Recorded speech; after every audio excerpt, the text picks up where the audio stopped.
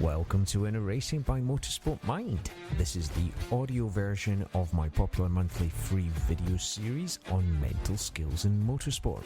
I'm your host Greg, and I'm here to share with you practical insights and strategies to help you enhance your mental racing performance both on and off the track. So get ready as we dive deep and explore the mindset behind successful racing, and as we look at practical ways that you can sharpen your racing mental skills performance and gain a competitive edge when you go racing. Let's get started.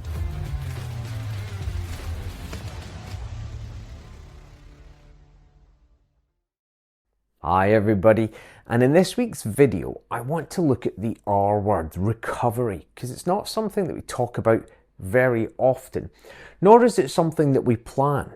We tend to plan our action, our actions when we go racing, but not the recovery. The recovery is something that we kind of just, well, if there's time, I'll do it. And recovery is just as important as action. So as I mentioned in the weekly video, when we think about recovery, it's a nice metaphor is to think of it like a muscle. So if we work the muscle needs the recovery in order to recover and build and regain.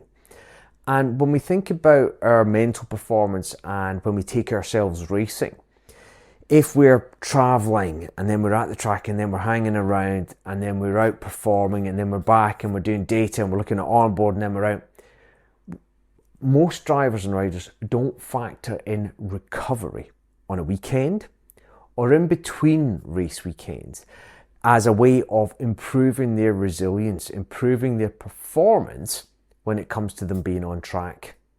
A simple example when we start to think about recovery is it's come up with a few drivers recently, and it came up several times last year with people doing either extended tests or unofficial tests, then official tests, then a race weekend. If I go into my race weekend, let's say I've got an unofficial test, then an official test, then a race weekend. Maybe I turn up on the Wednesday and my batteries, my personal batteries, my energy, my focus, my attention, I'm 100% ready for my weekend. I'm fully charged, I'm ready to go. I've travelled though, and I'm sleeping in a strange hotel, and my diet's been changed, and I've got those things before I got there that I had to take care of, but yeah, I'm okay, I'm 100%. I go through that test day, and when I go to bed that night, let's say for an example, I've used 20% of my reserves, so I'm down to 80%. I go to bed, I rest, I recharge, I recover. But on the Thursday morning when I wake up, again, because I've been sleeping in a strange bed, I expended all that energy yesterday, I might have things in my head, I might have stayed up later, or I might have been distracted, I might not have been in control of my environment in the hotel I was staying in, get a different diet. I go to the track, and maybe I'm only at 95%. And then I expend 20% energy on that day as well. Okay, so I'm down to 75. And then I go to bed that night, and the same thing happens, but when I get up on the Friday, I'm actually getting up at 90%. And then the same thing happens. So by the time I get to Sunday, I could be getting up with only 80% of my energy, 80% of my focus, my concentration, if I haven't intentionally planned some recovery and managed my time in between times to make sure that I'm getting the best out of the time that I'm spending there before my race weekend. So many of you will know that one of the things that I say is just because the track's open doesn't necessarily mean you should be out. There's a real temptation, particularly in unofficial tests. Well, the track's open, I'm here, I should be out. Okay, yeah, that's one point of view, but it does mean that I'm using energy. I'm also just burning tires and fuel. So there comes a point where my returns start to diminish, and it's the mature driver or rider that recognizes this during the day and says, you know what, this is going to cost me more in energy, tires, fuel, confusion, and I'm not going to get any more returns out of today. So now's the time to call it for the day, even if there's an hour left. So that mature driver can assess that and make that decision and know when they've had the best out of themselves, the track, and the performance for the day, and save some of that energy for the next day.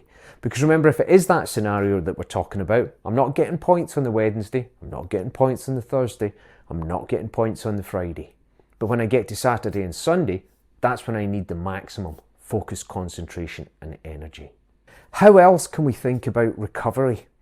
Well, recovery, we've got the mental component of it. So as we know, as we go through a day, we use up concentration. Concentration requires glucose and energy, the same way as the rest of the body does. And throughout the day, thinking makes us tired, particularly if we're having a challenging day. As we know from a video last year, decision fatigue, the more decisions I'm having to make through the day, the more tired I become. So how do I switch off? How do I give myself that time away in the evening? Now, when we go racing, a lot of people take games consoles with them. Some people build model kits in an evening when they're sitting in the hotel. Plan how you're going to relax mentally in an evening, whether it's on Netflix, whether it's you're going to be doing something. But look for less stimulation. Sometimes gaming's okay, but look for something that's not associated with your racing in order to give you some downtime.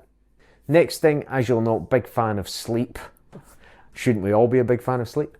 And one of the things is managing your sleep. So again, nobody teaches us how to sleep. It's something that we can actually improve, but again, it takes application, process and management.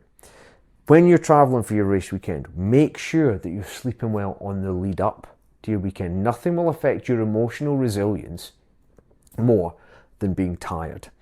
When you're tired, your focus and your concentration goes as well. And then if I'm tired going into my race weekend, I'm not getting that return on my investment again of my time, my effort, my emotions. I've got to prepare. So make sure that on a Monday before a race weekend, you're intentionally working on your sleep. You've set yourself a schedule for that week, for the run up to your race weekend. Think about when you're at your race weekend, where are you going to be sleeping? Can you take your own pillow with you?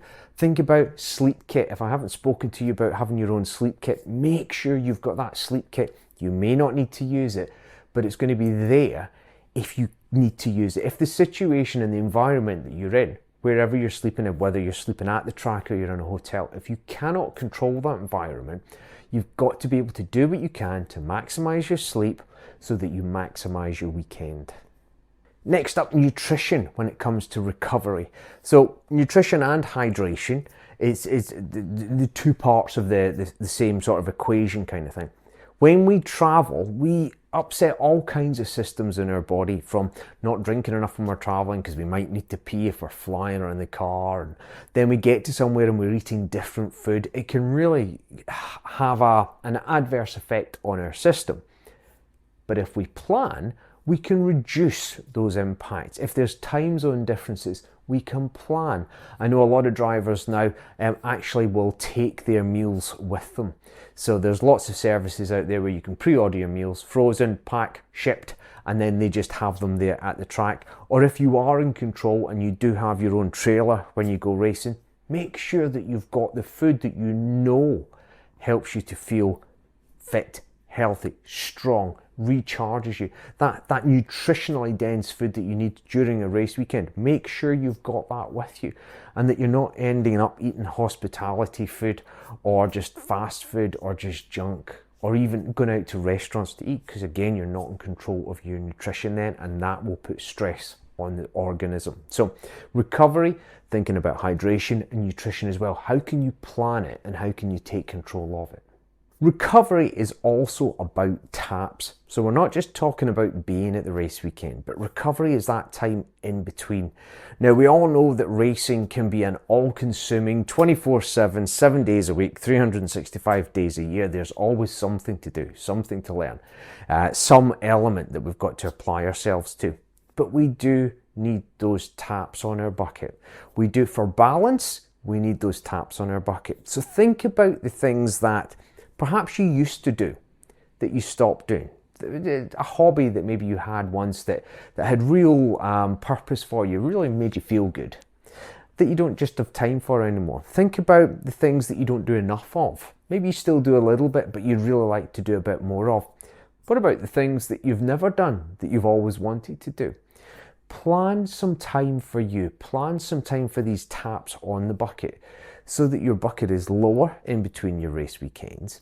And therefore, when you get to your race weekend, you're turning up with a lower bucket, so your resilience and your capacity to deal with adversity is better, and that you have more ability to manage those situations. So your focus is better, your concentration is better, your bucket is lower, and you're able to enter that flow state more easily because there is no threat, because your bucket is nice and low. So think about those taps.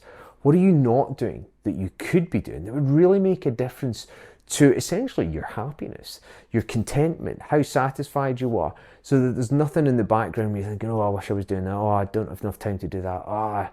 Think about the things that would really help you with your recovery in between your race weekends, the things that would make you happy in between your race weekends, because that's got an accumulative benefit as well. So recovery is the kind of thing that most people leave up to chance. It's not given a lot of thought to. And the thing is, it's really important because it's part of setting our state. And we know that when we set our state, we take control. And when we take control of things, our unconscious, if such a thing exists, is happier because we're in charge. We're making the decisions. We're creating some certainty. So a lot of you will have the race weekend planner. I'll have gone through that with you. That's a great thing to help create certainty. It'll also help you to plan some recovery time in between. So again, it's this idea of structure and planning, creating certainty, lowers my bucket, makes me happier, I get better performance out of it. So don't leave recovery this year up to chance. Take control of it, give it as much attention as you do the exercise of performance. Because think about it like this muscle and the recovery. I need to exercise and rest, exercise and rest. It's the same with performance. I need to perform, but I need to rest. I need to perform, but I need to rest. So think about your own recovery on the lead up to a race weekend, during your race weekend, and away from racing. How can you maximize your mental recovery to get the very best performance out of you? Any thoughts, any comments, any questions, of course, as always, just let me know and I'll speak to you next time. Take care. Bye.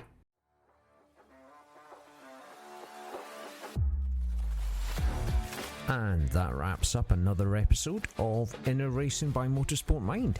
I hope you found this month's topic valuable in your journey towards peak performance in your racing. To stay updated with the latest content, be sure to subscribe to the newsletter, download the app, and subscribe to the blog. Just visit motorsportmind.com or follow the links.